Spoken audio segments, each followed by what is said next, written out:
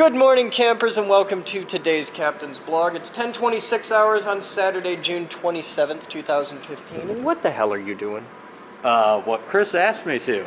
Well, the original idea was we were going to polish the bottom, paint the top coil, and then we talked about it. We're like, it's just going to oxidize anyway. It's going to get scratched up and shit. So I was like, okay, cool. I'll paint the blue. It'll be pretty. I'm going to do like a yellow trim line here. I was going to do that after the blue like totally had time to cure and everything. And now you got a whole thing going on. Yeah, you told me mirror finish.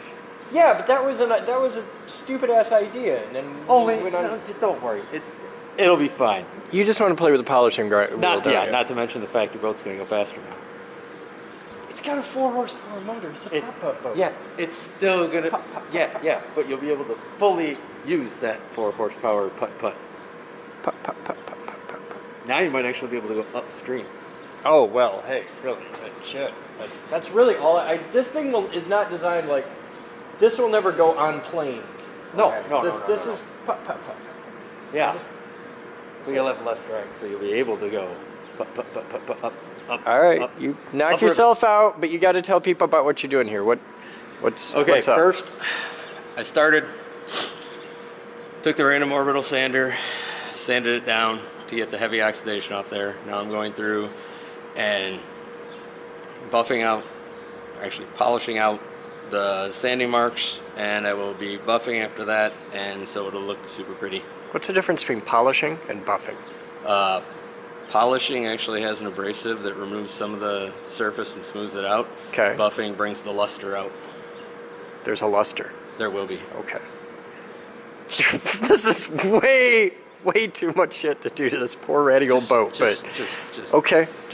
Because you got a thing. I understand. Here's the other thing. When you see what I can do with this, then you'll know exactly how much better the fire truck could actually look. All right. I'm just trusting you. All right, do your thing. I'm gonna. Okay. Hey. What's up, hobby?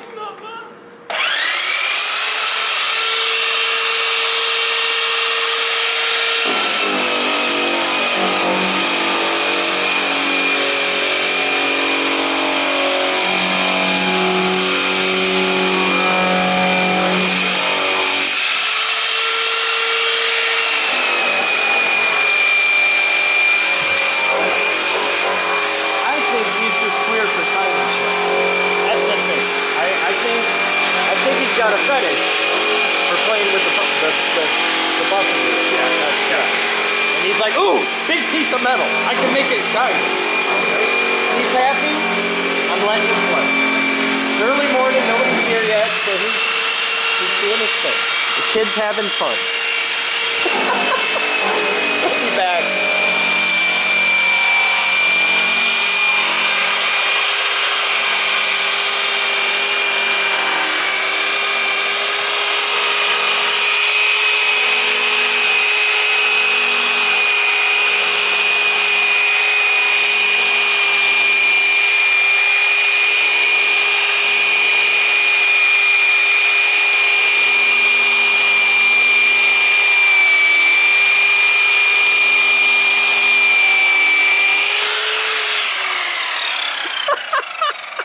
Did I not tell you? There is absolutely no practical application for that at all. Yeah, there is. It looks fucking cool. Yeah, for like a week. Yeah, but then it hit a mother's and it'll look cool again. Okay, I believe in you. The entire internet's gonna freak out and be like, "That's stupid!" Right. So yeah, and you could just say, "Yeah, it's Mankus." Yeah, okay. He does a lot of stuff. It's Mankus. That's fucking nuts. It's beautiful though. It is really cool. And this is gonna make for some awesome pictures when you're done. Just wait. Yeah. One of the things that we made on this machine, kind of give you an idea of what you can do. This took a couple of hours. It's not bad. As you can see, I didn't do it right now.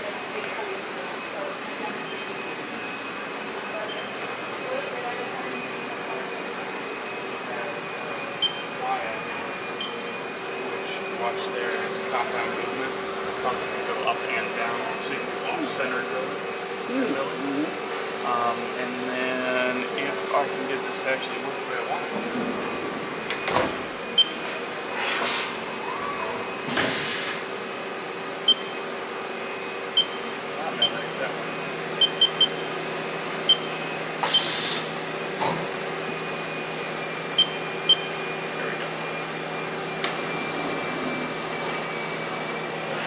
still can be used as a positional axis for doing cross drill holes, milling, and drilling of off-center holes as well. Very And nice. engraving and that sort of thing. So more than just doing cross-axis work, that's actually a full mill, more or less. Yeah, for round parts mainly, or hexagonal. Yeah. Nice. I'm an aviation nerd. All right, now this is where magic happens. Most of you are old enough to appreciate what's about to happen, but this is real anarchy. A lot of you, when you were young, had visions of fighting man, and changing the system, and making the world better in a tangible way. This is one of the tiny little ways that I get to do that every week. This is my responsible anarchy, because I'm a legit adult now, with new propellers. We are a national nonprofit organization. That means that we are supported through people like you and through companies like them who all donate stuff. And around the corner on the stairway, there's a huge wall display of 1 million different little individual pictures of names. Those are the names of every single person that ever donated to the geek group. I am the president and founder of the company. Therefore, everything in this building, every person in this building is my ultimate responsibility. And you guys are the public, which we serve. We have no control over who comes in every week for the tour. You could be anybody. You could be average everyday people, you could be brokers and bankers and financiers, you could be insurance salesmen or axe murderers or VIPs or what. We have no way of controlling it. And right now, I'm on live television, and so are you.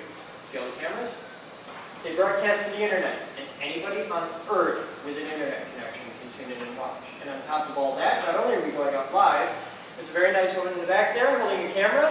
That is the daily blog camera, and every day we shoot a video. We've all been in this already several times today, of the behind the scenes of just what happened at the lab that day. It's just, you know, it's like a diary of the lab. And they go out on YouTube every night.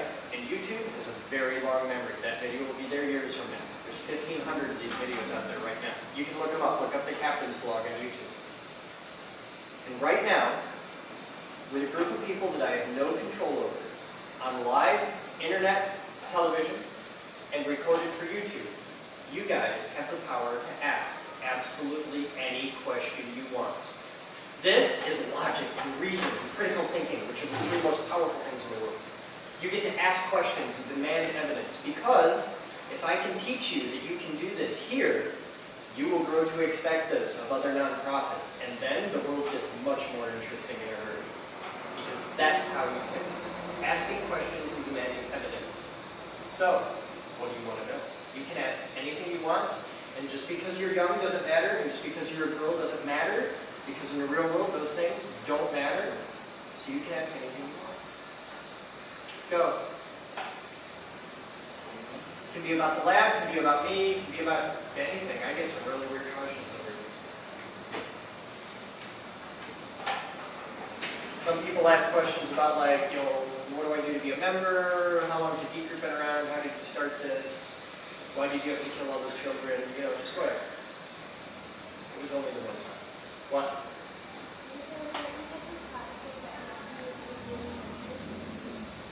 There are several types of plastic that you can use for the 3D printers. We have, I think, 2 different ones in a variety of colors. But there's a wide variety of materials you can use for 3D printing. Like, you can do it with metal and concrete. They 3D print buildings now. This is really neat. And bridges. Our stuff uses 2 different types of plastic. No, 3. We have another machine that uses a funny white plastic that you have to dissolve parts of it away with the camera. But yeah, you can get it in a variety of different stuff. We've got 2 on the main machines and 1 on the big one. Next. You guys are so quiet. Go. When did you start the program? 1994. Yeah, really. How old are you? Okay. I started this when I was 18. Yeah, this is my whole life. So I want you to remember that when you graduate high school, you know, what did you do? you could do this. What's that sound? I'm guessing it's feedback from master control because it can really play. Door. Is that sound coming from that speaker? No. Yep, it was feedback from master control. There's a microphone right up there. You can see the yellow wire. There's another one over here above the duct. So not only can they see us, they can hear us. Next. Turn on the IRC. Go. I didn't really have a choice. I never, at any point in my life said, I'm going to found a national science center and be a pillar of the community. I wanted to play drums in a jazz band and get girls. You don't get girls driving around in a car that says the geek group on the side. It's like the anti-get girls to it. But I like to build really cool stuff. I like toys, like quadcopters and giant Tesla coils. And most people want to build really cool stuff and show off and be like, I did that, and I'm cooler than you. I think that's dumb. I want to build really cool stuff and I want to share it with a million other people. I want her to grow up and be an engineer. Because she can. And I think that would be awesome because the world needs more girls in science and engineering. So I put a lot of work into getting girls into science and engineering. I like building really cool stuff and I like sharing that with anybody I can get to hold still for 5 minutes and be like, look at this thing, let's build one. And it turns out when you do that, pretty quickly you find other guys that are nerds and like to build cool stuff and hang out. And nerds don't get a lot of friends because they're nerds. And it just kind of grew from there. So now the nerds rule the world, and we've created a social group of antisocial people. How cool is that? And it just grew. I just woke up one day and we were getting a building license or a business license and 26,000 square foot building downtown, and this is a 34,000 square. It just grew. I mean, I've had opportunities to go and get like a real job. Why would I do that? I get to blow stuff up all the time. I get to play with a giant robot and fly helicopters. This is the best job ever. So if you're looking for an internship, show up. It's a fun place. And you can get an internship here, and it applies for actual school credit. How cool is that? You had one. You started to raise your hand, and he beat you to it. You had one. I did. A couple of years ago, I was here and saw the giant Tesla coil. When are we going to rebuild it? It's already in the works. Do you have $50,000? Now, if you got 50 grand you want to donate, I can have it done in about 4 months. Without that, it will happen in $50,000. I'm working on it as fast as I can. All the help we can get, the better. But the big limiting factor, like, we got the first thing we have to do is make a machine that winds the coils. And this is, nobody's ever built one of these before. And this is, we're starting out at a massive scale. We're building a machine to wind 8-foot long, 24-inch diameter tubes. And we had to, part of that was it has to have a precision ball screw. And this is like line, board, and hone, so like it's millions of an inch tolerances. It's just ridiculously accurate. The screw cost $3,700 for a screw. We got that donated. We called them up and said, hey, we're building this thing, we like your stuff, you want to help? They're like, yeah, here! It's going to take 6 weeks because they're handmade, but it's on its way. They donated us a $3,700 screw. Awesome. The $800 control unit, the little motor and the power thing, I can't get that donated. I need $800 to be able to have a working X-axis. That's the next step. It's weird. We can get the big giant stuff donated, but the little nickel and dime stuff kills us. I have to get new power to the high voltage lab because we melted the original conduit off the wall. I'm kind of proud of that. Melted the conduit off the wall! That's metal. And so that's like $5 grand because we need a massive 480 power feed. And it's just from right outside the room, in the back alley, into the room, but it's $5 grand because we can't do it. I can build a machine that shoots 20-foot lightning bolts across the room. I can fill the room with 5th graders while I do it. But I can't hang a conduit on the wall because I ain't got the schooling for that. It's totally legal for me to build an impulse generator at 144 million watts. Creates a thunderbolt in that room when it goes off. But I can't install a new toilet in that bathroom, which is 2 screws and a wax ring. Because I ain't got the schooling for that.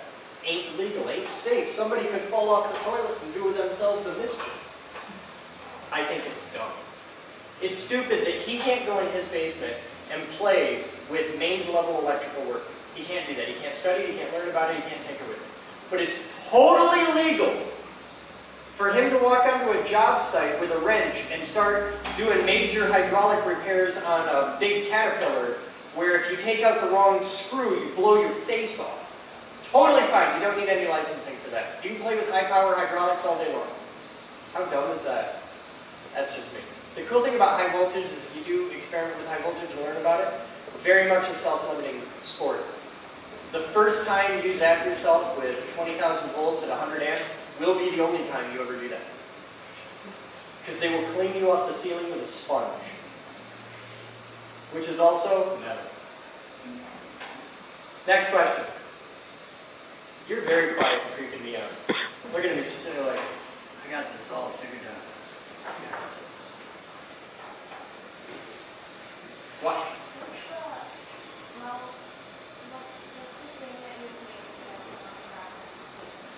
The thing that I made that I'm most proud of, you're sitting in it.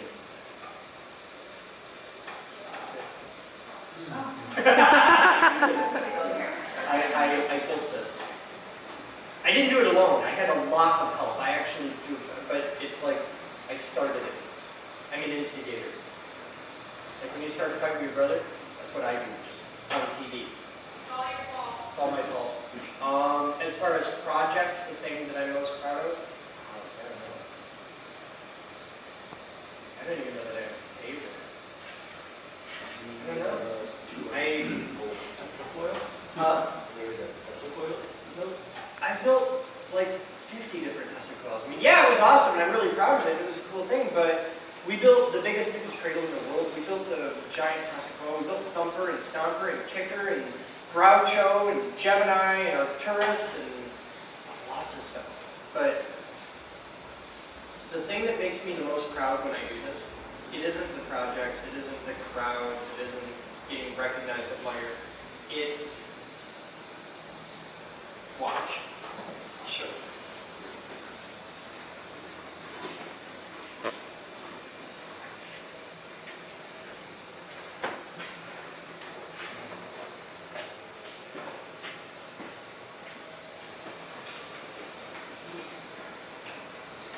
Will this reach?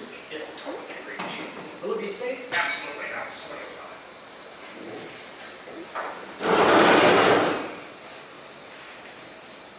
That's totally safe.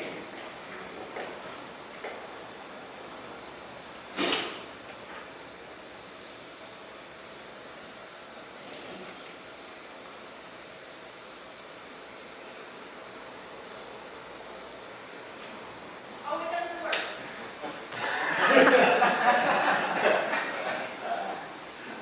I broke it 2 strikes. This is my whole day today.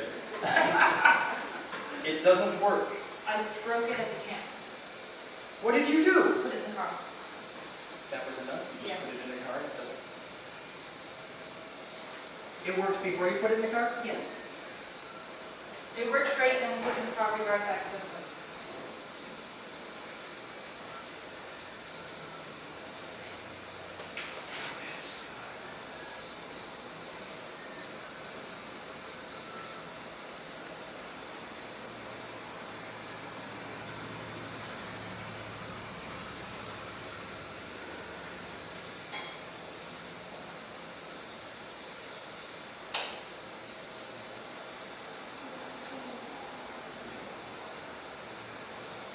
This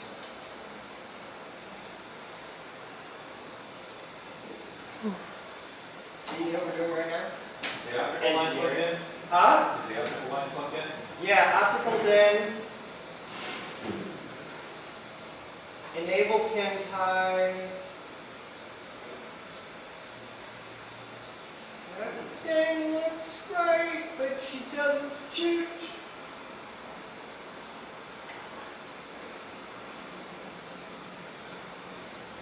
Well, it's supposed to play music, but really obnoxiously.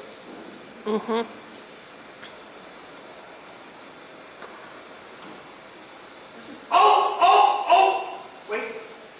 Do that. Do that. No, don't do that.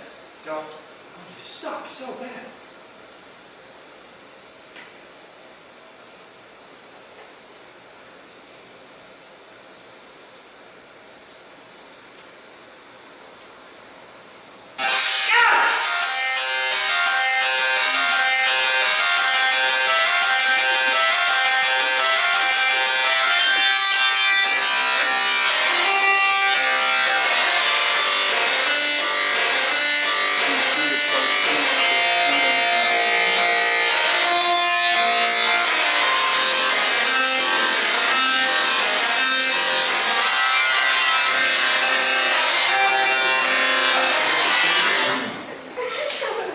the table, you broke it. Now, you're asking why I do this? What I get out of this? I will show you.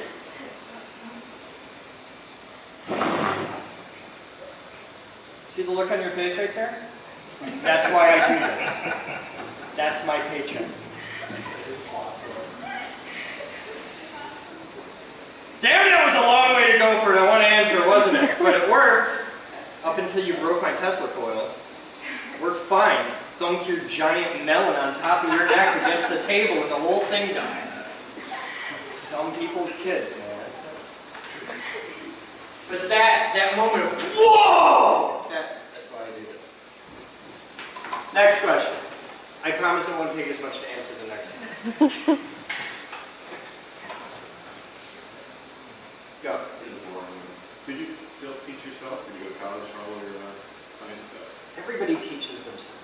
Everything you know, you taught yourself. A teacher along the way helped, but how many of you have smartphones? Okay? Everybody does, right? It's an everyday thing. And when you got your smartphone, you had two things that were very awesome, and you got to make a choice. When you opened up the box of your smartphone, it came with a book. It came with a manual, thick as your thumb. Everything you need to know about that smartphone. And that was one thing that you had. The other thing you had was a new toy and a sincere, passionate desire to learn.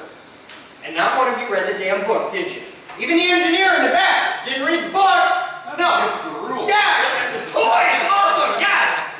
That is how people learn. It's the pull system. It's how people naturally learn. It's why her, at this age, could pick up German in a year at a level that you and I could spend the rest of our lives dreaming of ever being able to achieve. Because she hasn't been screwed up yet. People inherently have a pull system. I want to know this, and you've all done it. You're all nerds in some way. Everybody's a geek in some way.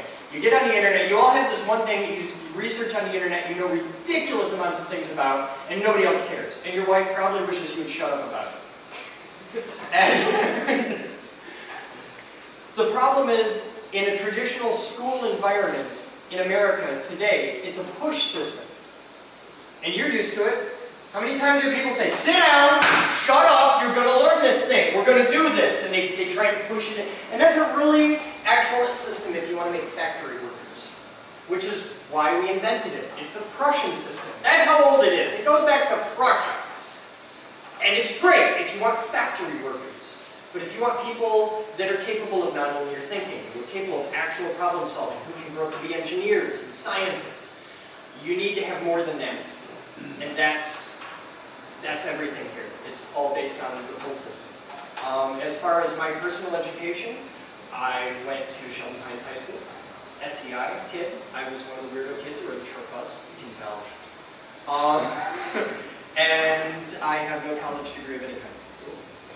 But I've spent, it turns out, they have this internet thing. It's on computers now. And you can go on there and learn anything you want to know about anything you want to know. That's kind of handy. So when normal kids are out playing video games and stuff like that, I'm getting lost in Wikipedia until the small hours.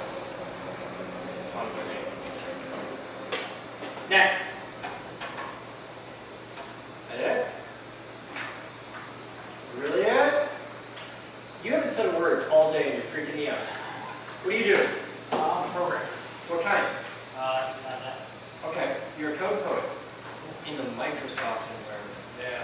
One of those guys. Okay. If you want to, if you're interested in tinkering on a large-scale project, we have a couple different big things going on. We're looking for code poets. This is a fun place where you can come and like get an internship or volunteer and help out. Any other questions? Go. What does that do? What does what do? Over by the pinball machines. The thing right next to the pinball machines? Yes. It's a Death Star. You wouldn't believe me if I told you, but it is a tabletop nuclear fusion reactor. Stop by sometime and I can fire it up. It takes about a half hour to pump down, but that's a star in a jar. It really is. And if you're here at night, it's 10 times cooler, because it's a thing that works really, really well when it's dark out, because it's dim. Do you know who Philo Farnsworth is? How many of you know who Philo T. Farnsworth is? The people that work here don't count. You should. He invented television. Yeah. He also invented the Farnsworth-Hirsch-Meeks fusion reactor. And that is a little tiny, really low power fusion reactor. It works on electrostatic inertial confinement, and it's amazing to see. This building is filled with just awesome little toys everywhere. Like behind you is an ultrasound machine. It really works, and you can really just be brave and stuff. We got lots of those. It's all right. Screwdriver. It's fine. We got lots of them. Any other questions? Good. Membership is $40 a month. That's it. And that's if you get the most expensive possible membership you can. If you buy a bulk, you save. If you buy a year's membership, it's $1 a day. That's it, which is why an annual membership is $365.25. It's a leap year. We did that. But it's cheaper than cable, and all of you are invited to come check it out. If you're interested, right over here is a bunch of basic stuff on waivers and stuff for membership. And Rose or Moose, the 6-foot blonde over there, would be happy to answer any questions you have about membership. Thank you all for coming and harassing me and being genuinely awesome. I promise we will fix supper very soon, and you will all get to come back and see it blow up. And if any of you show up any day, any time, and say, I came for the tour, and Boden was there, and Thumper was broke, and I'm hurt, made me sad, I will personally set off Thumper for every one of you individually on your own time. We're here every afternoon. Thank you for coming and seeing the weird. So 1727 hours and he finished it. And this is what he did to the boat. Damn union guy milked it all day long. Yeah.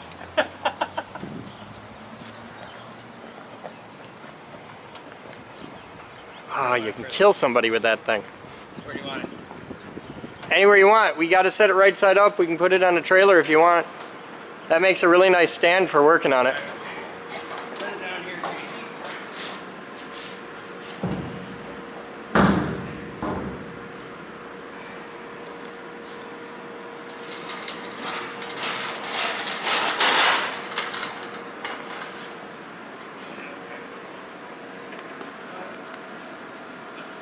No. You gotta line up your, you gotta come back to me.